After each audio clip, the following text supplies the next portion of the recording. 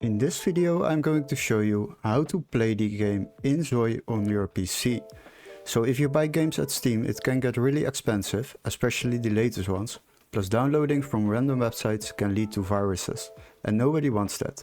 But don't worry, in this video I will show you how to play this game without overspending and keeping your PC safe. The first step is to open your Google browser, and after that I would like to ask you to subscribe to our channel and like the video. Once you have done that, go to the search bar, and now we need to locate this game on Steam first before we can proceed to another website. So go to Steam, after that go to the search bar and search for the game inZOI. Once you have done that, the game will pop up and we will select it. Now we scroll a little bit down, and as you can see this game on Steam is quite expensive, €39.99. But we got a little workaround for that.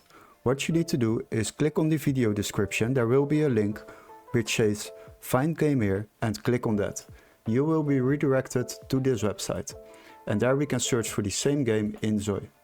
So search for the game, select games on the left side, after that sort by price lowest first, and then click on the game.